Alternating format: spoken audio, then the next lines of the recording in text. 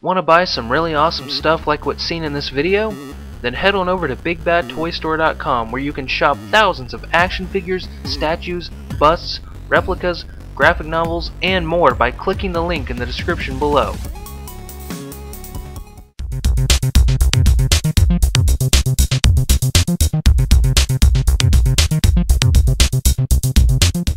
Hello, my name is John Harmon from Mint Condition Customs, and this is a review of the Batman Unlimited Dark Knight Returns Batman action figure from Mattel. The first assortment of Batman Unlimited figures is just starting to hit major retailers, but this guy here is from the second assortment and gives us yet another Batman variant. But is it a variant worth buying? Let's take a closer look. Let's start by taking a look at the packaging. Batman comes in the standard Batman Unlimited style packaging. It's the same as the new DC Unlimited packaging, just with a different toy line logo. It's got an interesting shape to it that immediately catches the eye. The figure inside is displayed nicely, with only his right arm being covered up. At the top you have the Batman Unlimited logo, and at the bottom you have the figure's name along with the new DC Comics logo in the lower left hand corner. To the left of the figure is a cool insert that's taken straight from the cover of the very first issue of The Dark Knight Returns by Frank Miller. The back features some really great artwork taken straight from the comic book, with Batman and Robin leaping through the air. To the right is a bio for Batman adapted from The Dark Knight Returns story. Below that, it shows off other figures in this assortment, including a refresh of the New 52 Batman and the Planet X Batman. And at the bottom is a list of stats for Batman. There's also a lot of Matty Collector advertising, but it's all on the back sides of the cardboard inserts, so as not to be obstructive to the packaging design, which is nice. Batman's sculpt is really nice. I'll get it out of the way right now and say that yes, he does utilize a lot of parts from Masters of the Universe classics. Initially, we were told that only the shoulders were reused, but it's quite obvious that that's not the case. The shoulders, biceps, pelvis, upper legs, and the lower legs up to where they meet the boot are all reused. Everything else is new. His torso looks great, as it's nice and wide and very bulky and muscular, but not overly so. His forearms have lots of sculpted fabric wrinkles, and the scallops on them look really nice too. His belt and shorts are actually one rubbery piece attached over the standard MOTUC pelvis. The belt looks accurate to the comics, and the shorts have some great sculpted wrinkles in them.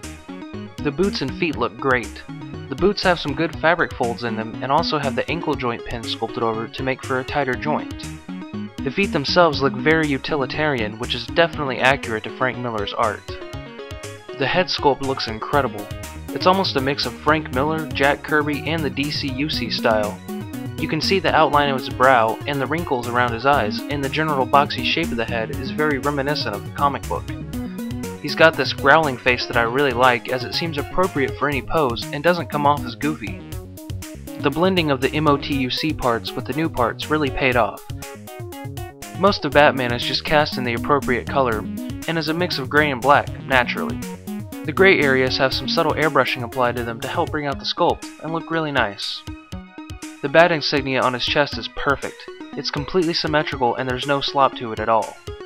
However, there is some slop right where the right glove meets the forearm. Here you can see some black paint bleeding onto the gray, and the belt has some paint chipping off of one of the pouches. Other than that though, the paint job is pretty solid. I have no complaints about the paint job of the head. It came out looking fantastic.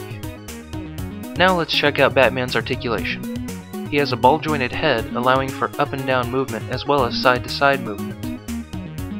His shoulders are ball-jointed and can move out as well as rotate 360 degrees. He has bicep swivels, single elbow joints, and cut wrist joints. He's got an ab crunch that lets him bend forward and back, as well as a waist swivel. He has ball-jointed hips that allow the legs to be spread apart and can move forwards and backwards easily. There's also thigh rotators where they meet the hips, single knee joints, a swivel at the top of the boot, ankle pivots, and ankle rockers as well.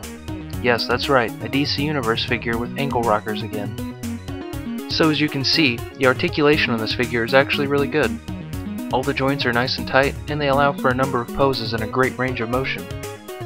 Batman comes with one accessory, his trusty Batarang. It's got the same look that it had in the Dark Knight Returns comic book. It's got that pesky China stamp on the back that has to be there for legal reasons, but other than that, I really like it. My only gripe would be that he doesn't come with more Batarangs. Or perhaps even an alternate hand with 4 Batarangs sculpted in between each finger. Now that would be cool. And now for some comparisons. Here's the Dark Knight Returns Batman standing alongside several other Mattel Batman action figures so you can get a better sense of his scale. Due to being made from a lot of MOTUC parts, it makes this Batman naturally stand a bit taller than your regular DCUC figures. That's alright with me, since he's supposed to be big anyway. In the books, he was a behemoth, so I actually think the size works out great. And here he is next to the Masters of the Universe Classics He-Man action figure. Here you can get a much better sense of the shared parts between the two figures, as well as the differences. The torso, like I said before, is all new and much wider than the standard MOTUC torso. And you can see for yourself that the arms and legs are very much 100% the same. This figure is one of those variants that I never thought we'd actually see. I know DC Direct made their own version a long time ago, but I always wanted to see Mattel do their own. I was excited when he was first announced, and in hand, I think this is a great figure.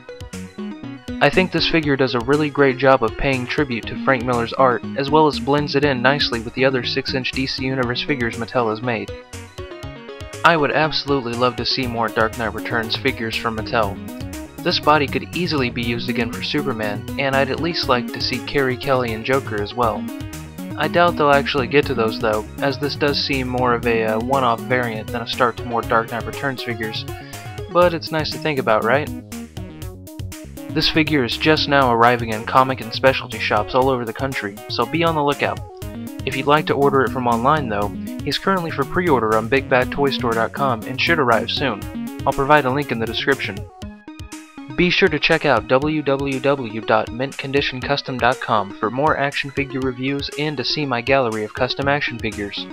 And remember, Mint Condition Customs is where action figures aren't toys, they're interactive art.